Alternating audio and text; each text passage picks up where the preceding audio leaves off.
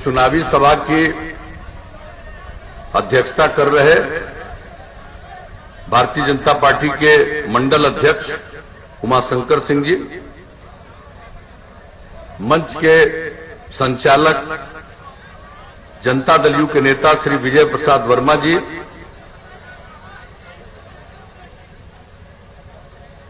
दरौंदा विधानसभा निर्वाचन क्षेत्र से राष्ट्रीय जनतांत्रिक गठबंधन एनडीए और भारतीय जनता पार्टी के सुयोग्य उम्मीदवार श्री करणजीत सिंह उर्फ व्यास सिंह जी, यहां इस कार्यक्रम में अभी आए हुए बढ़हरिया विधानसभा क्षेत्र से एनडीए जनता दल यू के उम्मीदवार श्री श्याम बहादुर सिंह जी, इस कार्यक्रम में उपस्थित हमारे पुराने मित्र भारतीय जनता पार्टी के वरिष्ठ नेता और केंद्रीय मंत्री आदरणीय रविशंकर प्रसाद जी, हम लोगों के साथ यहां पर आए हुए जनता दल यूनाइटेड के राष्ट्रीय महासचिव श्री संजय झा जी, पूर्व मंत्री विक्रम कुंवर जी, भारतीय जनता पार्टी के सिवान जिला के अध्यक्ष संजय पांडे जी, भारतीय जनता पार्टी के नेतागण श्री हरेंद्र कुशवाहा जी, राजेश श्रीवास्तव जी, प्रमोद सिंह जी, विनय गिरी जी, अनिल तिवारी जी, श्री शिव कुमार राम जी, रघुनाथ राम जी, कपिलदेव सिंह जी, केदार ठाकुर जी, वशिष्ठ नारायण सिंह जी, विजय गिरी जी, तारिक दिलावर साहब, राजकुमार सिंह जी, उपेंद्र सिंह जी, धनु महतो जी, रंजीत सिंह जी, जयमंगल सिंह जी, जनता दल यू के नेतागण नितेश चंद्र तिवारी जी, चंद्रकेतु सिंह जी, बबलू चौहान जी, दिलीप राम जी, संतोष सिंह जी, कंकड़ सिंह जी, शिवनंदन सिंह जी और यहां उपस्थित एनडीए के हमारे सभी सम्मानित नेतागण, मेरे प्रिय साथियों, प्रिंट एवं इलेक्ट्रॉनिक मीडिया से जुड़े पत्रकार मित्रों, छायाकार बंधुओं और इस चुनावी सभा में उपस्थित बहनों एवं भाइयों, मैं सबसे पहले इस चुनावी सभा में शामिल होने के लिए आप सबको हृदय से धन्यवाद देता हूं और आपका अभिनंदन करता हूं। जो जरूरी काम की बातें हैं उन सब बातों की चर्चा हमारे साथियों ने कर दी। मैं तो सिर्फ आपके बीच यही कहने आया हूं कि जब से आप लोगों ने हम लोगों को काम करने का मौका दिया है, हम लोगों ने बिहार से जंगल राज को मुक्त किया, कानून का राज कायम किया, विकास के रास्ते पर ले चले, समाज को आगे बढ़ाने के लिए हम लोगों ने राज्य को आगे बढ़ाने के लिए हर इलाके के विकास के लिए काम किया और समाज के हर तबके के कल्याण के लिए, उनके उत्थान के लिए हम लोगों ने काम किया। और आप सब जानते हैं कि प्रारंभ से ही हम लोगों ने, चाहे कानून का राज कायम करना हो, शिक्षा के क्षेत्र में जो शिक्षा से बाहर रह जा रहे थे उन लोगों को स्कूल में लाने के लिए, लड़कियों के लिए, लड़कों के लिए, हर के लिए विशेष तौर पर हम लोगों ने पहल की और उसके चलते जान लीजिए जो स्थिति आई है, अब कितने लोग पढ़ रहे हैं। पहले लड़कियां बहुत कम पढ़ पाती थी। 9वीं क्लास में हमने सर्वेक्षण करवाया था, इतनी बड़ी आबादी के राज्य में लड़कियों की संख्या 1,70,000 से भी कम थी। लेकिन हम लोगों ने जो पोशाक योजना, साइकिल योजना, ये सब काम शुरू किया और बाद में तो साइकिल योजना, पोशाक योजना लड़कों के लिए भी शुरू कर दिया। लेकिन लड़कियों में कितना आत्मविश्वास पैदा हुआ और उनकी संख्या स्कूलों में कितनी बढ़ गई। और अब हालत है कि अब हाई स्कूल में भी, माध्यमिक विद्यालय में अब लड़के और लड़कियों की संख्या लगभग बराबर हो गई। और इस बार जो मैट्रिक की परीक्षा हुई इस साल, उसमें लड़कियों की संख्या लड़कों से भी थोड़ा ज्यादा थी। अब आप सोच लीजिए कि जो काम हम लोगों ने प्रारंभ से करना शुरू किया, आज 14-15 साल जो काम करने का मौका मिला, हम लोग हर क्षेत्र में काम पहुंचाए। महिलाओं के उत्थान के लिए जो हम लोगों ने काम किया, कितनी कम जनप्रतिनिधि होती थी महिलाएं, हम लोगों ने महिलाओं को 50% का आरक्षण दिया। अब 3 बार चुनाव हुआ पंचायती राज संस्थाओं का, नगर निकायों का। अब देखिए कितनी बड़ी संख्या में महिलाएं जनप्रतिनिधि हैं, कितना आगे बढ़ रही। और आप समझ रहे हैं किस तरह से हम लोगों ने अनुसूचित जाति जनजाति को भी आरक्षण दिया, उनकी आबादी के अनुरूप जो संवैधानिक व्यवस्था की गई थी, और उसके अलावा अति पिछड़े वर्ग के लिए भी आरक्षण की व्यवस्था की गई। तो अब कितने सब जनप्रतिनिधि के रूप में काम कर रहे हैं, ये सब आप जानते हैं। शुरू से ही हम लोगों ने जो काम करना शुरू किया, और महिलाओं के उत्थान के लिए ये जो पति पत्नी को का राज था, अंदर गए तो पत्नी को तो गद्दी पर बैठा दिया, लेकिन महिलाओं के लिए कोई काम नहीं, उनके विकास के लिए कोई काम नहीं। और देश भर में स्वयं सहायता समूह का काम चल रहा था, बिहार में बहुत कम, और वह भी ठीक ढंग से नहीं चल रहा था। जब हम लोगों को मौका मिला, हमने विश्व बैंक से कर्ज लेकर के बिहार में हम लोगों ने जीविका समूह का गठन किया। लक्ष्य रखा 10 लाख का, और आप जानते हैं हम 10 लाख का लक्ष्य प्राप्त कर चुके। 1 करोड़ 20 लाख से भी ज्यादा महिलाएं जीविका समूह से जुड़ गई, और उनमें कितनी जागृति आई है। अब यह संख्या आगे और बढ़ती जाएगी, लेकिन हम तो आज तक की आपको कहानी बता रहे हैं, किसी भी क्षेत्र में। और क्या हाल था भाई, कहीं सड़क नहीं। हम लोगों ने कितना सड़क बनवाया, कितना पुल पुलिया का निर्माण करवाया। और जब पिछले 6.5 वर्षों से केंद्र में आदरणीय मोदी जी की सरकार बनी, तो इन लोगों ने भी बिहार के विकास के लिए, चाहे सड़कों का काम हो या और कई योजनाओं की शुरुआत कराई, जिसका लाभ देश को तो मिला ही, लेकिन हम लोगों के बिहार में विशेष योजनाओं की शुरुआत कराई। तो कुल मिलाकर के आज जो बिहार तरक्की के रास्ते पर है, आप इस बात को भूलिएगा मत। कुछ लोग हैं जिनको न काम करने का अनुभव है और न ही किसी चीज की जानकारी है।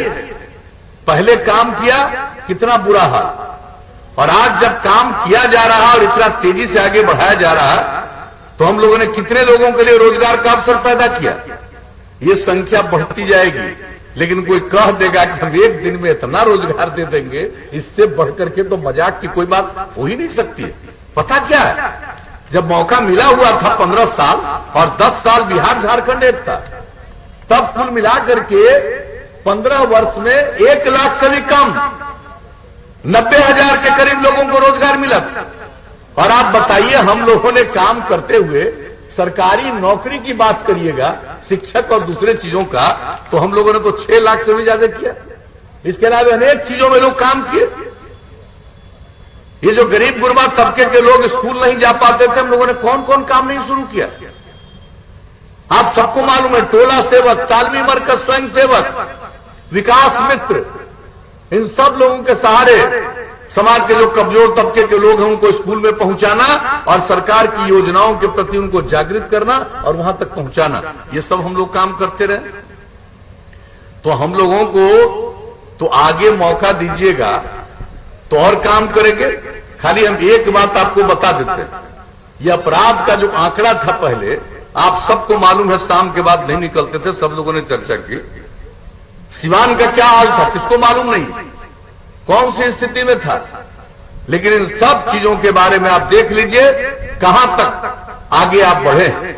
और अपराध का जहां तक मामला, कितना अपहरण होता था, किस तरह से कितने व्यवसायियों को भागना पड़ा, कितने डॉक्टर को भागना पड़ा, क्या स्थिति थी। और अब जान लीजिए सब स्थिति पर नियंत्रण किया गया। और अब अगर आप देखिएगा तो राष्ट्रीय अपराध अभिलेख ब्यूरो हर बार केंद्र सरकार के द्वारा प्रकाशित होता है, हर राज्य के अपराध के आंकड़े प्रकाशित किए जाते हैं। जो सबसे हाल का आंकड़ा प्रकाशित हुआ है 2018 का, बिहार की इतनी आबादी, इतना बड़ा राज्य, अब अपराध के मामले में बिहार का नंबर हो गया 23वां इतना ज्यादा नियंत्रित किया गया। ये तो कोई दावा नहीं कर सकता है भाई कि हर आदमी ठीक हो जाएगा।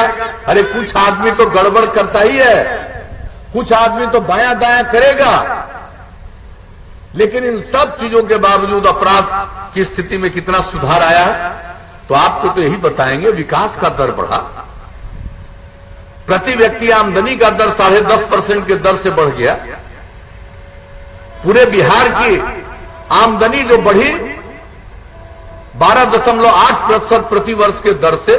तो हम लोगों को जब मौका मिला तो हम लोगों ने आपकी सेवा की, और कुछ लोगों को सेवा वगैरह से कोई मतलब नहीं, कुछ लोगों को निजी परिवार से मतलब, पति पत्नी बेटा बेटी, और हम लोगों के लिए पूरा बिहार एक परिवार है।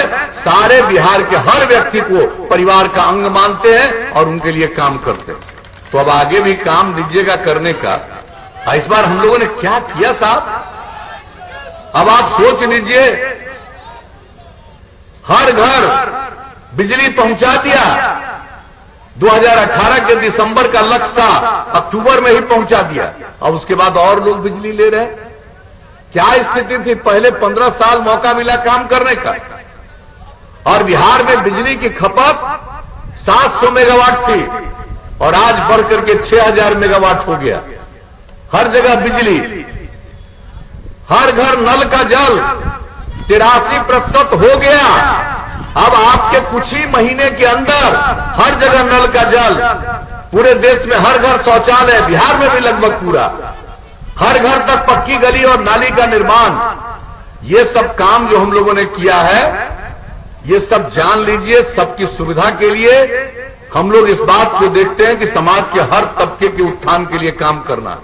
और एक बात जान लीजिए, हम बराबर कहते हैं, आज भी इस बात को कहेंगे कि अगर खुले में शौच से मुक्ति मिल गई और पीने के लिए स्वच्छ पानी मिल गया, तो आज जितनी बीमारी होती है 90% बीमारियों से छुटकारा मिलेगा।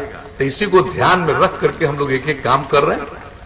अब आगे आप लोग मौका दीजिएगा तो एक बात हम आपको बता दें, बहुत सारी बात हम लोगों ने कही है, आज भारतीय जनता पार्टी के द्वारा भी जारी हुआ है।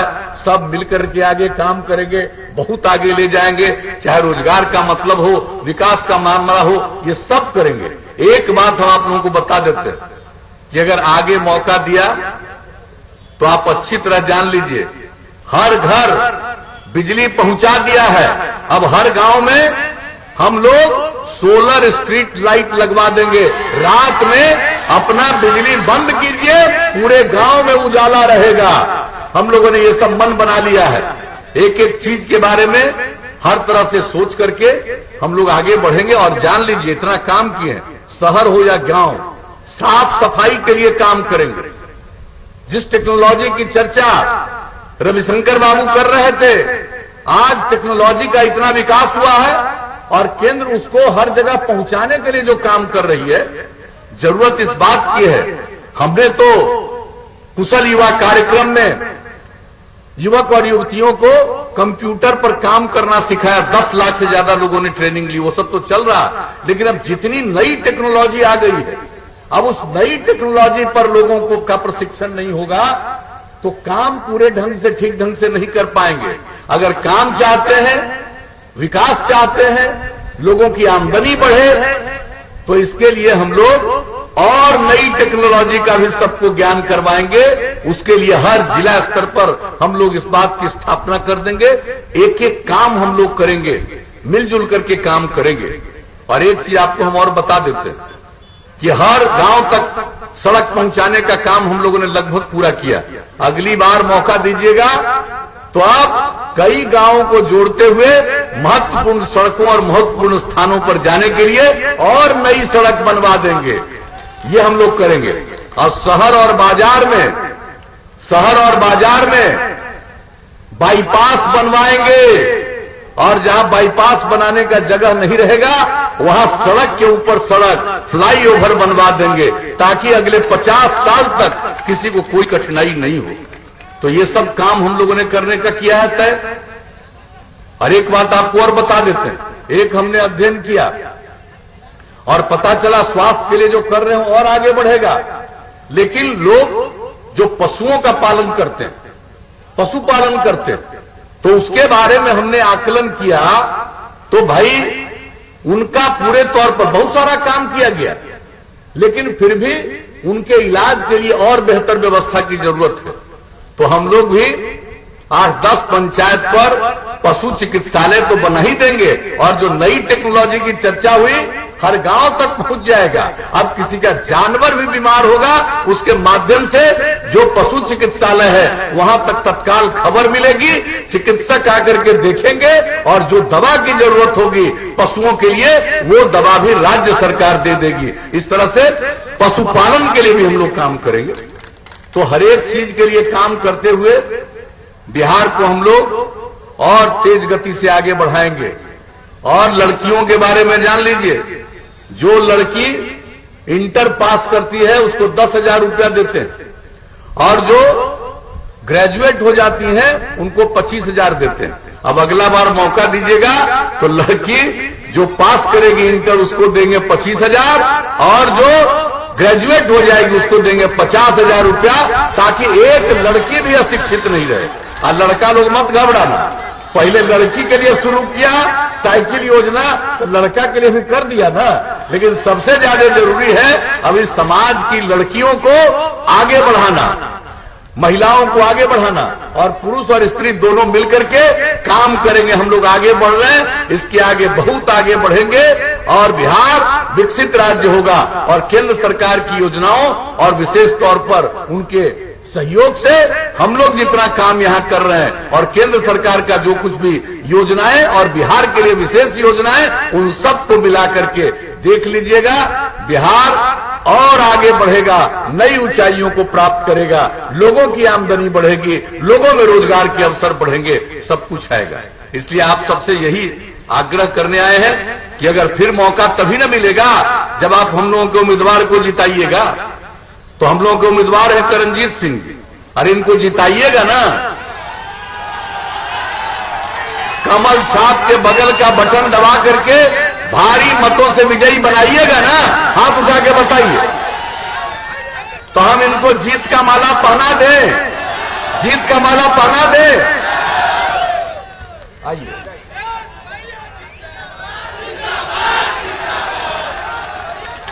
तो आपकी सहमति से हम लोगों ने इनको जीत का भी माला पहना दिया।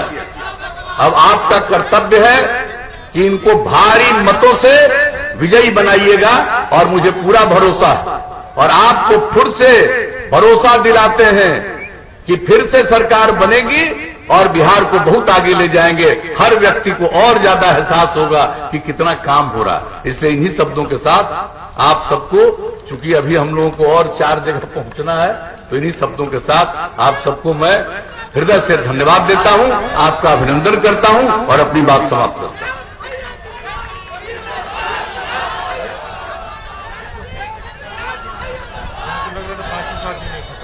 हाँ, उस समय तो नहीं है था।